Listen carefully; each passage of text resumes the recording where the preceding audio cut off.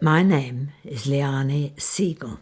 I came to England many years ago, and my name then was Liane Regenbogen, which means rainbow. When I was here, my father came as well. He had to change his name from Regenbogen to Reynolds. I want to tell you a story, and it starts when I was a small child in Vienna. I lived in this beautiful city, and I was very lucky. I had a lovely family and friends, and things were going well. And I had only just started school at 7, because in Vienna in those days, children went to a kindergarten before, and at 7 years old they started school. My father was divorced when I was a year old, and I lived with my grandparents. I loved them and still do to this day more than anybody in the world. They were so kind and so gentle and so loving. And my father loved showing off with me until he found a new wife. And then he wanted me to be good and behave properly. You wouldn't believe how strict parents were in those days. They were very loving, but very, very strict. I was never allowed to call her stepmother. I always had to call her Mutti, which was mummy. And she was a wonderful woman, and I live to this day to regret how I treated her. And how I treated her was that although she was the most wonderful cook, and she could make a meal out of an onion and a carrot, but I refused to eat. And what I did eat, I kept in my cheek as a big lump. And as soon as I went somewhere and I could spit it out, that's how I got rid of it. Greta took me to the park on that occasion, and I had this big lump of spinach in my cheek. And she saw me go behind the bushes, and she said, "Don't you dare spit that out. If you don't swallow it, you're going to have spinach for breakfast, dinner and tea for a week." And believe it or not, that is what happened. I had it for breakfast and dinner and tea, except for the last day when my grandfather came to see me and rescued me from this fate worse than death. I was a difficult child. I feel so sorry now that I behaved so badly to her. I had a cousin. His name was Eric, and I thought he was much older than I, but I discovered he was only about 3 years older than I. But he was my protector and my hero, and he took me to the park. And the local park was the most interesting place you could possibly imagine. It was called Schönbrunn, which was the palace where the Kaiser had his residence. And that's where I played a lot of the time. I can't remember much what we did, but we got on so well together, and he really looked after me. He was just fantastic and very understanding, and he wasn't patronizing in any way. My main problem was being so shy, and I found it so difficult to get to know other people.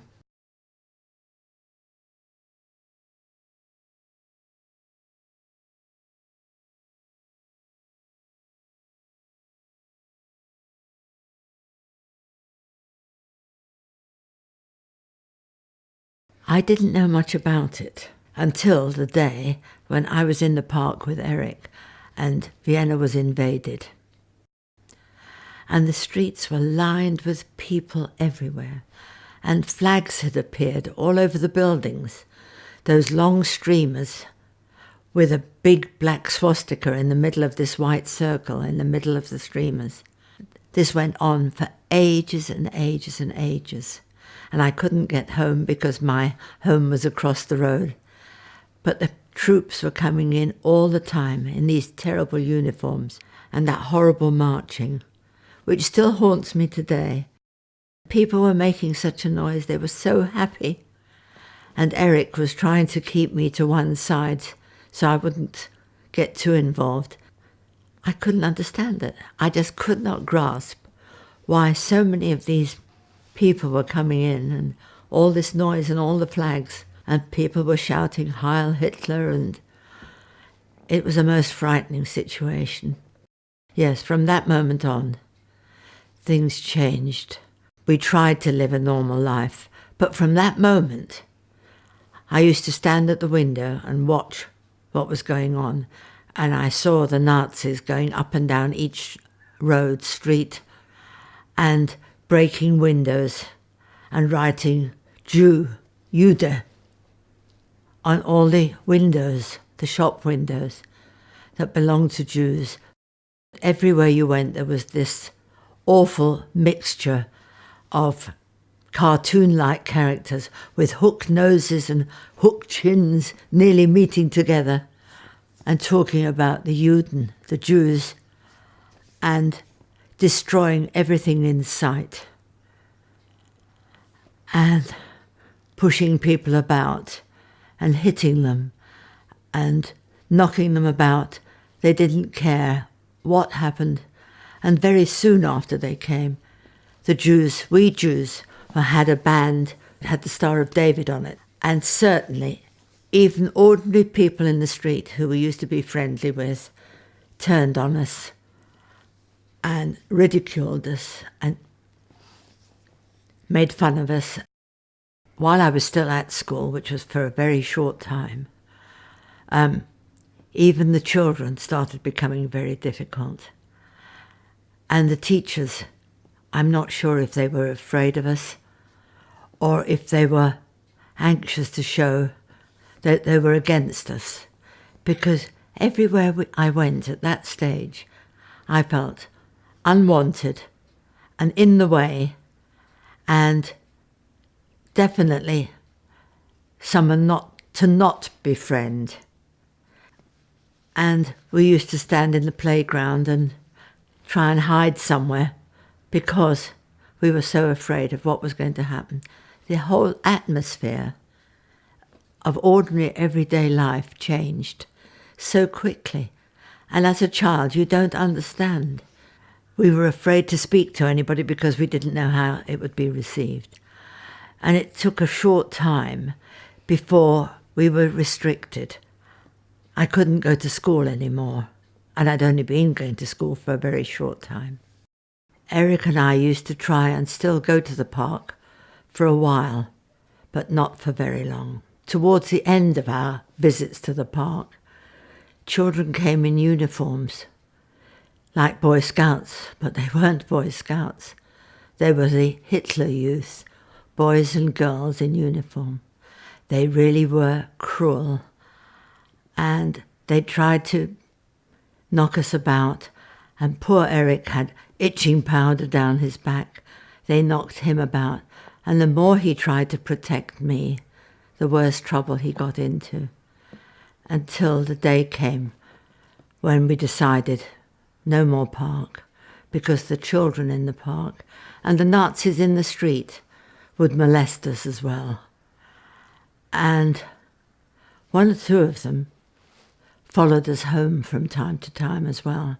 We had knocks at the door, and which gave us a moment or two for my father to escape up the stairs and into the loft. I used to open the door to let the Nazis in, and they used to interrogate me. They used to ask me where my father was.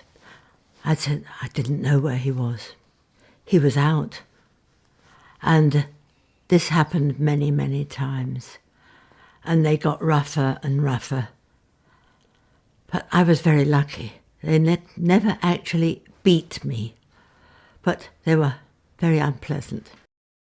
One of the results of Nazis coming to the doors was that when they caught the families, the men and some of the women were roughly treated and manhandled into lorries outside, and they were taken away and knocked about a bit on the way.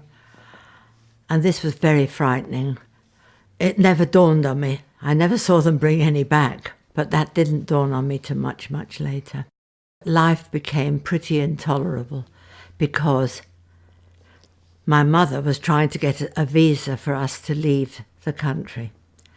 My father was trying to find somewhere to buy food, and they couldn't find anywhere. And they were less and less able to go out.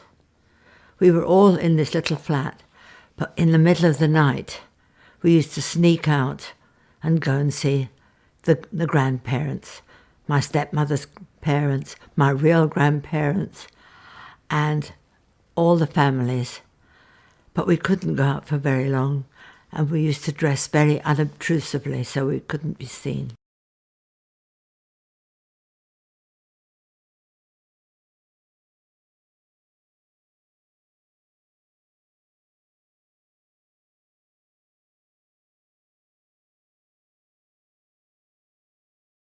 When Greta was going to queue up to get the visas, occasionally I went with her. And there the Nazis roughed up some of the people as well. And it was an almost hopeless situation when we were in the queues waiting for visas, and I didn't realise what they were for, that we were treated so badly in these queues because we wanted to escape the country. And eventually it became apparent that without this piece of paper, none of us could leave the country. And eventually, after what seemed a lifetime to me, we managed to get this piece of paper. And there were so many times when we sneaked out in the middle of the night that we went to say goodbye to my grandparents. And I have to tell you, that was the most traumatic part of my experience of the Nazis. To have to say goodbye to the people I loved most in all the world. And my father, who was a very tough guy before all this happened, he was a very macho, masculine, arrogant man, as I see with hindsight. And he was always perfect. Whatever he did, it was what gentlemen did.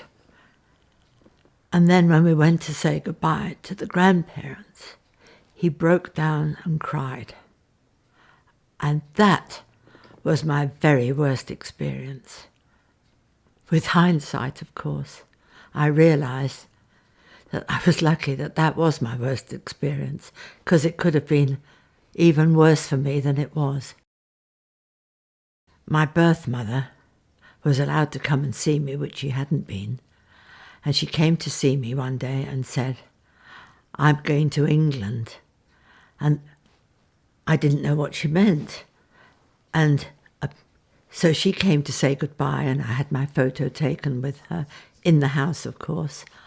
And she was able to come to England because she had been born in England. And so she had got her visa, which was beginning to come into my understanding. And she was able to leave us and go to England. And then I heard or learnt that I was going to be one of those people also going to England. And without my parents. Without parents? Well, could I at least take my grandparents? Oh, no, definitely not the grandparents. And we hope that as parents, we will be able to come. But in the meantime, you're going to be with this lovely family, and you'll have a wonderful time. But tomorrow, we're going to say goodbye to the grandparents and to Eric. I didn't quite grasp how permanent this was going to be. I knew I was going to be separated, and I was frightened, and to leave Eric and his parents and to leave my parents, I couldn't understand it. Very soon after, I'd said goodbye to all the family, and my case was packed, and it was time to go to the station. And in this station, there were hundreds and hundreds of people standing in one corner of the station, and the rest of the station was totally empty. There was a train there, and we were allowed to go with our parents, who put us on the train. And the Nazis were there, shouting instructions, And I understood later they were saying, no fuss, just a quick goodbye and go. We don't want any physical demonstration about how upset you all are, because those children have got to get in that train and go. And that was the end of it. They had to go away very, very quickly. They weren't allowed to stand at the window so that we could wave. And I wanted to go and say goodbye to them. I wanted to wave. But all the other children were leaning out of the windows, half out of the windows, because the parents were so far away that we could hardly see them. And everybody was waving, and the children, and some of them were very excited. And I was scared because I was shy. And I sat down somewhere. I can't remember if it was on a seat or on the floor, but my luggage was in the rack above. The luggage that I had was just a little case, and I had labels all over me. I can remember that awful feeling of being totally alone in the whole world. And suddenly feeling I didn't want to go. I would have liked to have turned and gone back home. But of course I couldn't. There were a few Nazis who would come up and walk into the compartment and go on to the next compartment and look in to see that everybody was behaving. Eventually, the journey came to an end, but it was interminable. And nobody spoke to me. That some of the children, one or two of them were crying, but nobody made much fuss. And I realised that I mustn't make a fuss either, because I was now grown up, because I was with the older children. And eventually we got to the end of our journey after many visits from Nazis who kept looking at our labels and paperwork and examining our luggage. And eventually we got off the train after what seemed like days, and I'm sure it was, because I think we even slept on that railway. Well, I don't remember a great deal about the journey from after the train. We got on the ship, and the first thing that struck me was with the tea. I could not get it to taste right because it was made with milk, tea with milk. I'd never even seen it or heard of it, and we were supposed to drink it. I didn't like it at all, and tea with milk seems to be completely the wrong thing to do. But anyway, I must have survived it, because eventually we landed in England. And I don't remember getting on another train, but I must have done. And I just remember landing in London, and I think it was Liverpool Street, although it could have been anywhere.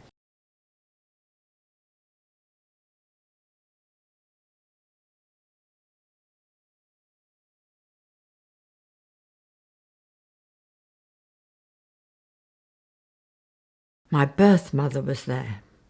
I couldn't believe it. I thought I was seeing things. And all the children pouring onto the platform, and my birth mother coming running up to me and giving me such a hug. I didn't dream I'd see her. And it was just wonderful. We didn't have a lot of time to spend together. It was just a very short time. And they had to put me on another train to go to Wigan. And after what seemed an eternity, we arrived in Wigan. All of a sudden, a lady rushed up to me, and she spoke to me. I haven't a clue what she said. She grabbed me and put me in a car, and we arrived at her home. And her husband, I presume he was her husband, was sitting in an armchair, looking very fierce. He was quite intimidating. And in the corner of the room, there was a cot with a child in it. I learnt later that he was 4 years younger than I, and he had asthma and eczema. And this cot was full of scabs. and this child was crying pitifully. And I thought, what are they doing with me when they've got a child like this? Anyway, they sat me down, they were talking and offering me food, and I got a little bit excited. And I got up from the table and jumped around, getting excited and going to play with this child.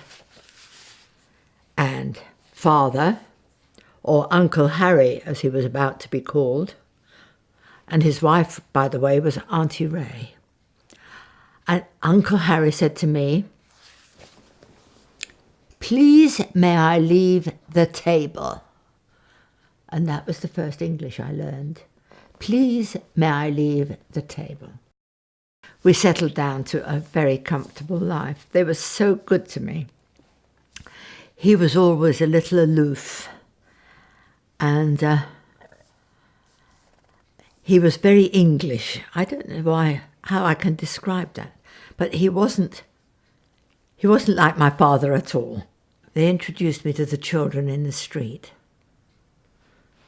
I thought, how weird. And I was taller than they were. And I thought they must be little children. They showed me how to play games in the street. I'd never seen anything so weird in all my life. And I couldn't understand a word of what they were saying. I was taken to school. This was a wonderful, wonderful school. I wasn't at all afraid. And I was never allowed to go into prayers because I was Jewish. So that I was quite happy with that, because I was allowed to go out in the playground with the headmistress with a watering can and water the flowers growing on an air raid shelter. My parents arrived in England in the middle of August 1939. They did come up and see me, which was wonderful, and the people they were working for, my stepmother was a cook and my father was a butler, which I've said before, which my father hated. So anyway, they spent most of their time talking to the Abrahams, and I felt very much out of it. And eventually they went back because they could only stay for the one day. In the summer, after I'd arrived, we went to Rhyl and Prestatyn in North Wales. And we were playing in the sand the day war broke out, which I remember quite well. And we all got gas masks. And life changed again from a normal, happy family life. And the Abrahams had an air raid shelter built at the side of their house. We had a good time in there, and I didn't take it too seriously. I wasn't worried. And when the air raid stopped, we'd go back out into the street and played again. My father was invalided out of the army because he had in the meantime joined the commandos, and he was injured learning to parachute and broke his spine, and so he was invalided out of the army and came to live in Wales. But they were very unhappy in Wales because there was nothing for my father to do. And so they came to London, and I went to Haywards Heath to live with a family in Haywards Heath, who was the maid of the people that my parents worked for when they came to England. Anyway, I loved coming to London, and I came to live in London towards the end of the war, and this is when I lived in Sydenham. So I came to Sydenham and went to Sydenham School. It was so beautiful and not far from where I lived, and I was accepted there. Nobody made fun of my surname there, and I was very happy. But I do remember one day having had something to eat and rushing out into the back garden, and the most terrific crash. I thought I'd let the back door slam, and it turned out it was a bomb on the school. And we were so lucky that we were not at school that day. I have been invited to talk on many occasions, about my early beginnings in England. And the one thing I want to do is to assure everybody, whoever I speak to, that there's only one place for me to live, and that is in England. It's been so good to me. The English people have been fantastic. They've accepted me. I love everything about England, and I just can't say how grateful I am to the British people for accepting so many of us.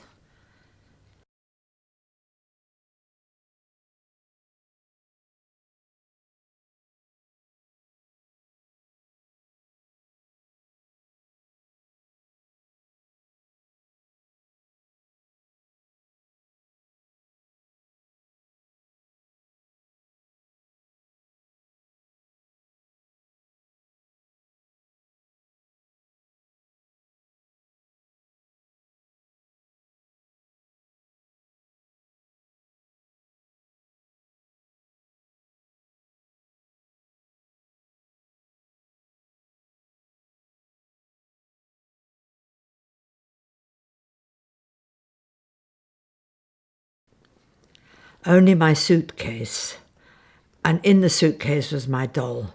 That's all. A few clothes, but nothing very much. I definitely have, and it's wonderful. I'm still very good friends with the children of the family, and we see each other every 2 or 3 years, and as though we had never parted.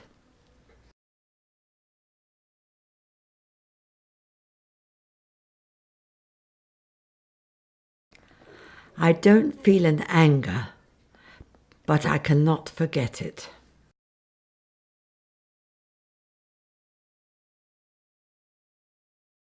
My favourite thing was to visit my grandparents. I was never tired of being with them because they were so lovely to me.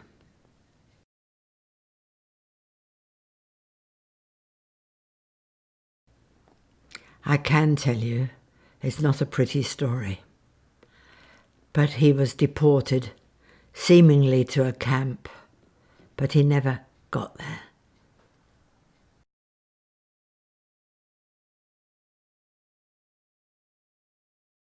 It was wonderful to meet them and to see them and to be with them, but very frustrating when they went and left me behind again. And there wasn't time for relationships to be as they were before. I don't know how to describe that, but it made me sad when they went.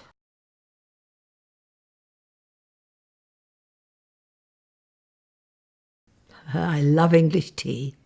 I love English people, and I wouldn't be anywhere else in the world except in England.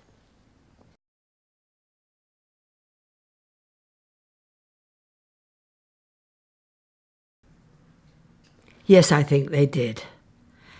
They had to take me to school. They had to listen to all the stories. And I was part of their real family.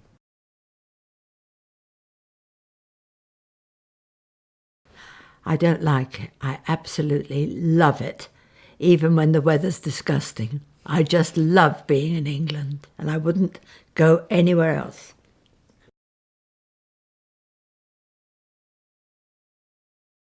I would have, yes. Only I can't imagine what life would have been like if I had been born here and had a really English upbringing. I can't imagine what it would be like, have been like.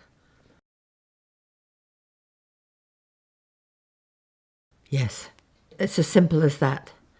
I can't forget it. I wouldn't be telling the truth if I said I wished I'd stayed. I had wished I'd stayed had life been different.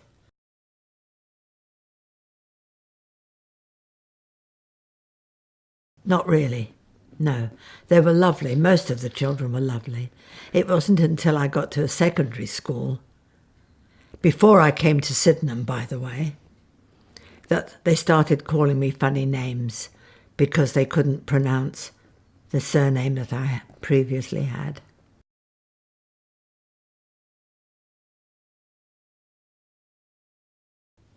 Just sad. I'm desperately sad that I couldn't have helped to save my family. I'm just grateful that some of my family are here, although I'm almost the last surviving member of my family, but I think of them a great deal.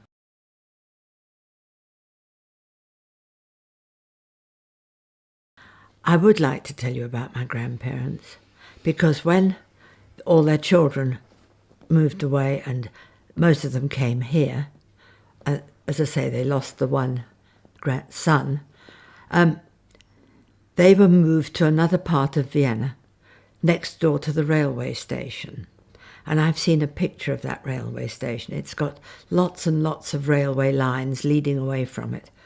So it meant they were near the railway where they were going to be deported. They were deported.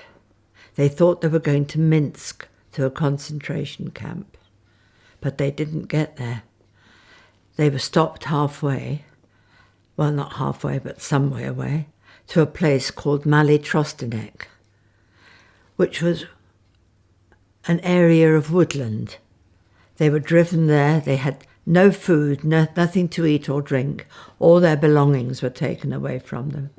They landed in this forest. And there was a patch in the middle of this forest. They were herded there and shot. That was their end.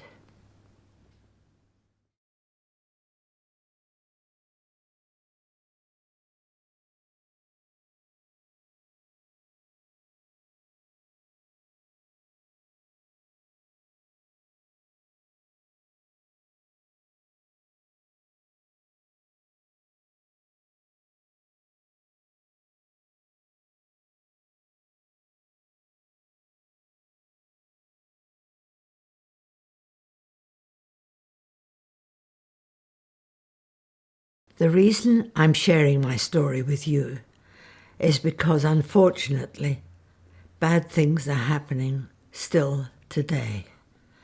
And I hope by hearing my story, it will make you more aware.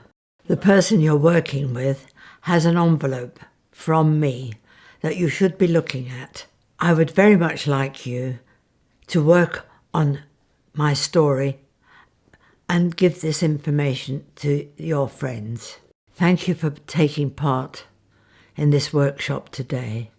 I hope you found it interesting, and I hope you've learnt from it. And I hope maybe that one day we could get together and meet each other.